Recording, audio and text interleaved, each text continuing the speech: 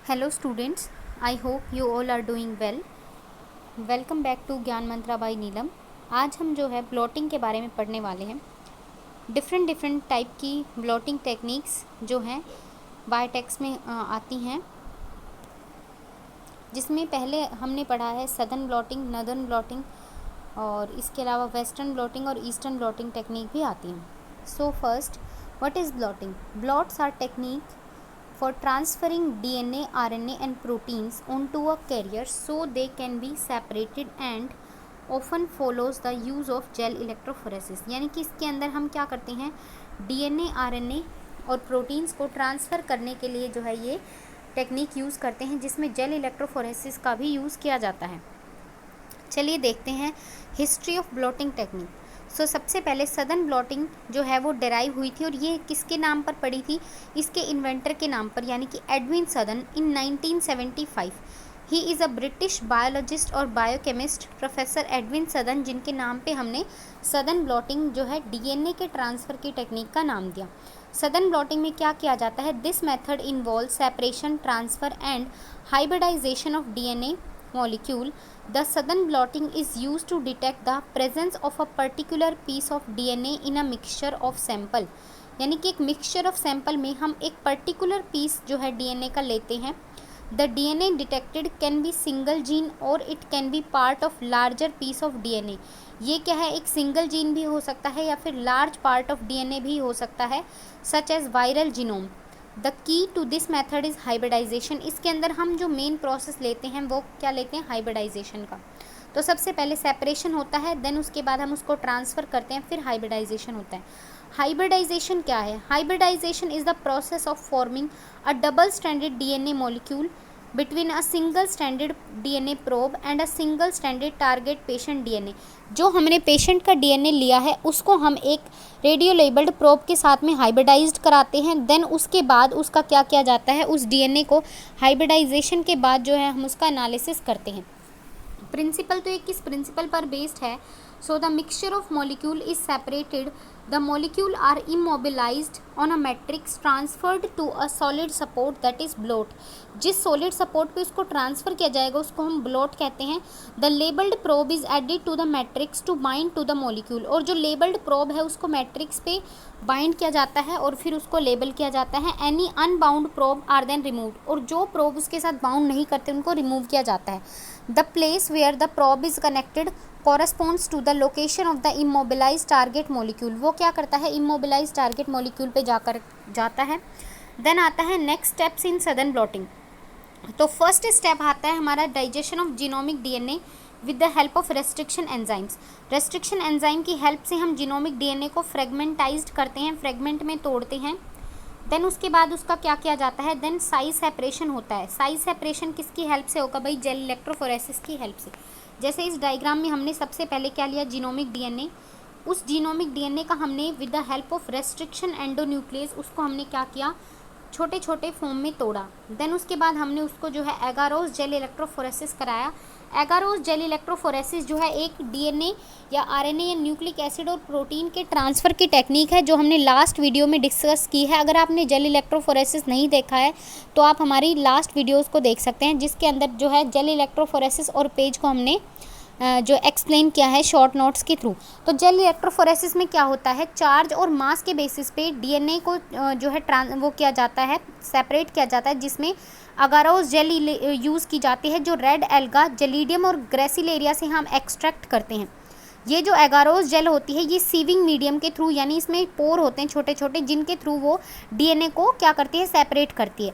DNA को separate करने के बाद इसमें क्या होता है कि हम उसको विजुअलाइज करते हैं by the help of ethidium bromide, और उसको देखते हैं अंडर यूवी लाइट। ये क्वेश्चन नीट 2020 में पूछा गया है कि ethidium bromide under UV light उसको ऑब्जर्व करते हैं। Ethidium bromide under infrared rays उसको हम यूज़ करते हैं, देखते हैं। तो ये सारा जो विजुअलाइजेशन का है इसके ऊपर हमेशा क्वेश्चन आते हैं, किसी भी टाइप का एग्ज़ाम हो। और आज के टाइम पे बायोटेक्नोलॉजी से काफ़ी क्वेश्चन आने लग गए हैं। नीट में भी जो है लास्ट टाइम अगर हम बात करें तो 2 to 4 क्वेश्चंस हमें सिर्फ बायोटेक्नोलॉजी और आरडीटी से ही देखने को मिले। तो उसके बाद हम देखते हैं हाई मोलिकुलर वेट और लो मोलिकुलर वेट के जो कंपाउंड है, इसमें आप देख रहे होंगे स्टार्टिंग में हाई मोलिकुलर वेट के डार्क बैंड्स आए, देन लाइटर बैंड्स आए। उसके बाद हम उसका सडन ब्लॉटिंग करेंगे। तो ब्लॉटिंग करने के बाद जो नेक्स्ट स्टेप आता है, इसका आता है डीनेचुरेशन। इन सीटू डीनेचुरेशन होता है डीएनए फ्रेगमेंट का by incubation, increase in temperature और अल्कली ट्रीटमेंट के बाद। उसके बाद ट्रांसफ़र किया जाता है उसको नाइट्रोसेलुलोजिक मेम्ब्रेन पे। अब ट्रांसफ़र का जो मेथड है हम इसमें देखेंगे। हमने क्या किया, जेल है और नाइट्रोसेलुलोज मेम्ब्रेन है। इसके अंदर क्या है, जो जेल है, अगर उस जेल से नाइट्रोसेलुलोज मेम्ब्रेन पे कैपिलरी एक्शन के थ्रू हमारा जो डीएनए सैंपल था वो चला जाएगा। क्योंकि हम ऐसा क्यों कर रहे हैं, क्योंकि जो भी आगे के एक्सपेरिमेंट होते हैं या जो भी हम इन विट्रो चीज़ें कर रहे हैं, कल्चर कर रहे हैं, फिर उसके बाद डीएनए को एक्सट्रैक्ट वगैरह कर रहे हैं, तो क्या होता है कि अगर उस जेल बहुत फ्रेजाइल होती है तो इसकी फ्रेजाइल होने की वजह से हम इसको एक ऐसे सॉलिड सपोर्ट मीडियम पे डालते हैं जैसे हमारा नाइट्रोसेलुलोज या मेम्ब्रेन या नाइलॉन फिल्टर है। अब इसके बाद हमारा नाइट्रोसेलुलोज मेम्ब्रेन पे इसका ट्रांसफ़र हो गया। ट्रांसफ़र के बाद आता है नेक्स्ट स्टेप हाइब्रिडाइजेशन। हाइब्रिडाइजेशन किससे होता है, the immobilize DNA to a labelled probe. हम कोई हमारा लेबल्ड प्रोब है, नोन प्रोब है, उसके साथ उसका क्या कराएंगे भाई, हाइब्रिडाइजेशन कराएंगे डीएनए का। अब यहाँ पे हमने P32 प्रोब लिया है जिसको हमने हाइब्रिडाइज्ड करा दिया। देन उसको बाद उसको एक्सपोज करेंगे एक्सरे फिल्म में और उसका एनालिसिस करेंगे। इसके बाद क्या होता है भाई, डिटेक्शन होता है on the bands complementary to the probe by autoradiography. Estimation of the size and number of bands generated after digestion of genomic DNA with different restriction enzyme placing the target DNA with the context of restriction sites. उसके बाद methods of DNA transfer जो है कौन कौन से होते हैं भाई, पहला है upward capillary transfer, downward capillary transfer, simultaneous transfer to membrane, electrophoretic transfer and then vacuum transfer. ये सारे मेथड्स हैं। इसके बाद हम बात करते हैं एप्लीकेशन की। सो सडन ब्लॉटिंग जो है वो डिफरेंट टेक्निक में यूज़ किया जाता है। आप इसको फ्लो डायग्राम के थ्रू भी बना सकते हैं, जैसे use in gene discovery, use in gene mapping, और इसके अलावा इवोल्यूशनरी स्टडीज़ के अंदर, डायग्नोस्टिक में, फॉरेंसिक साइंस में इसका यूज़ किया जाता है। जेनेटिकली मॉडिफाइड ऑर्गेनिजम्स जब आप बनाते हैं तो सडन ब्लॉट्स का यूज़ किया जाता है for testing to ensure that a particular section of DNA of known genetic sequence has been successfully incorporated into the genome of host organism. Detection of mutations, a change of one nucleotide may alter the nucleotide sequence so that the restriction endonuclease fails to recognize and cleave at that site. The presence of a mutation affecting a restriction site causes the pattern of bands to differ from those seen with a normal gene. तो ये जो है हम इसकी application. इसके बाद हम पढ़ते हैं भाई वेस्टर्न ब्लॉटिंग। वेस्टर्न ब्लॉटिंग क्या होता है, जब भी हम प्रोटीन के लिए ब्लॉटिंग टेक्निक यूज़ करते हैं तब उसको हम वेस्टर्न ब्लॉटिंग बोलते हैं। Western blotting in 1981 it is an immunoblotting technique which rely on the specificity of binding between a protein and interest and a probe antibody raised against that particular protein to allow the detection of protein of interest in a mixture of many other similar modules. SDS page technique is a prerequisite for western blotting. जैसे भाई DNA के लिए हम gel electrophoresis करते हैं उसी तरीके से प्रोटीन के लिए हमें एसडीएस पेज करना होता है। अब स्टेप्स कौन कौन से होते हैं, तो a protein sample is subjected to electrophoresis on SDS PAGE. सबसे पहले हम प्रोटीन सैंपल लेंगे, उसके बाद हम उसको डीनेचर कराएंगे और एसडीएस पेज कराएंगे जिससे वो सेपरेट हो जाएगा। उसके बाद electroblotting transfer the separated protein from the gel to the surface of a nitrocellulose membrane. फिर उसके बाद उसका ट्रांसफ़र करेंगे। A blot is incubated with a generic protein such as milk protein और BSA which bind to any remaining sticky place on the nitrocellulose. An antibody that is specific for the protein of interest, the primary antibody AB1, is added to the nitrocellulose sheet and reacts with the antigen. Only the band containing the protein of interest binds the antibody, forming a layer of antibody molecule. After washing for removal of non-specifically bound AB1, second antibody AB2 is added, which specifically recognizes the Fe domains of the primary antibody and find it. AB2 is radioactively labeled or it covalently linked to a reporter enzyme which allow to visualize the protein AB1 and AB2 complex. इसके बाद जो हम पढ़ते हैं next हमारा topic है genetic engineering में ही आइसोलेशन ऑफ जीन्स। तो आइसोलेशन ऑफ जीन्स के हम 3 मेथड पढ़ेंगे। फर्स्ट मेथड है synthesizing the gene using an automated gene machine, second है gene cloning and then third है पीसीआर। तो आज हम देखेंगे जीन मशीन के बारे में। जीन मशीन क्या है? Recently fully automated commercial instrument called automated polynucleotide synthesizer और gene machine are available in market which synthesizes predetermined polynucleotide sequences. Therefore, the genes can be synthesized rapidly and in high amount. Example है gene for tRNA can be synthesized within a few days using gene machine. It automatically synthesizes the short segment of single-stranded DNA under the control of microprocessor. Principle क्या है gene machine का? Development of insoluble silica-based support in the form of beads which provides support for solid phase synthesis of DNA chain. Development of stable deoxynucleoside phosphoramidites as synthones which are stable to oxidation and hydrolysis and ideal for DNA synthesis. अब इसके अंदर हमें क्या क्या चाहिए? तो nucleotide reservoir चाहिए। 4 separate reservoirs containing nucleotides ATCG are connected with a tube to a cylinder synthesizer column packed with small silica beads. These beads provide support for assembly of DNA molecule. Reservoir for reagent and solvent are also attached.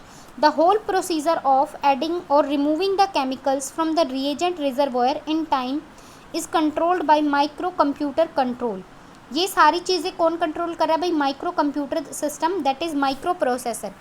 If we desires to synthesize a short polynucleotide with a sequence of nucleotides TGC, the cylinder is first filled with bead with a single T. अगर हमें TGC बनाना है तो हम पहले उसको bead filter को T से भर देंगे completely. उसके बाद क्या करेंगे? It is flooded with G from the reservoir. The right hand side of each G is blocked by using chemical from the reservoir so that it attachment with any other GS can be protected. उसके बाद उसको हम attach कर देंगे बाकी other से. The remaining जीज जो है जितने भी ग्वानीन्स हैं which could not join with T, क्योंकि वो टी के साथ ज्वाइन नहीं करेंगे, are flushed from the cylinder. The other chemical are passed from the reagent and solvent reservoir so that these can remove the block from G which is attached with the T. In the same way this cycle is repeated by flooding with C from reservoir. सबसे पहले T डालेंगे, then उसके बाद जी से fill करेंगे, फिर सी से fill करेंगे. इस तरीके से वो सारा जो है हमारा बनता जाएगा डीएनए. अब इसका एप्लीकेशन क्या है? द कन्फर्मेटरी HIV टेस्ट के लिए ये सब भाई हम यूज़ करते हैं. ये वेस्टर्न ब्लॉटिंग के एप्लीकेशन है भाई.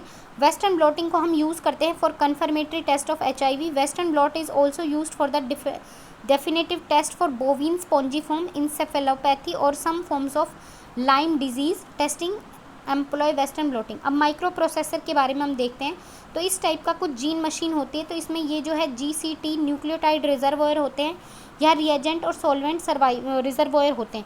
ये कलेक्शन के लिए होता है. ये जो नोज़ होता है ये इसका जो है वेस्ट के लिए होता है. सिलिका बीड इसके अंदर डाली जाती है जो कि सपोर्ट होती है for DNA molecule assembly. DNA की मॉलिक्यूल की असेंबली के लिए यहाँ पे सिंथेसाइजर कॉलम होता है, ब्लॉकिंग एजेंट होते हैं, यहाँ पे पंप होता है. ये यहाँ पे बनते बनते माइक्रो प्रोसेसर के कंट्रोल में इस तरीके से हमारे सारे न्यूक्लियोटाइड जुड़ जाते हैं. अब उसके बाद देखते हैं कि ये किस तरीके से आता है. The desired sequence is entered on a keyboard, और सारा का सारा जो है कीबोर्ड में आ जाता है. Micro processor automatically opens the valve of nucleotide reservoir and chemical and solvent reservoir. In the gene machine, the nucleotides are added into a polynucleotide chain at the rate of 2 nucleotides per hour. By feeding the by feeding the instruction of human insulin gene in gene machine, human insulin has been synthesized. और इस तरीके से हम human insulin को synthesize कर सकते हैं.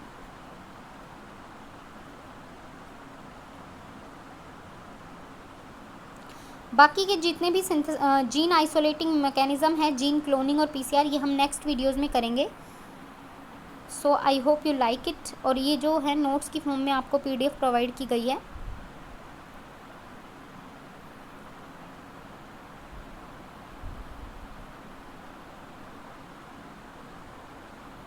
So thank students, I hope you like it. Please like, share and subscribe my channel. Thank you.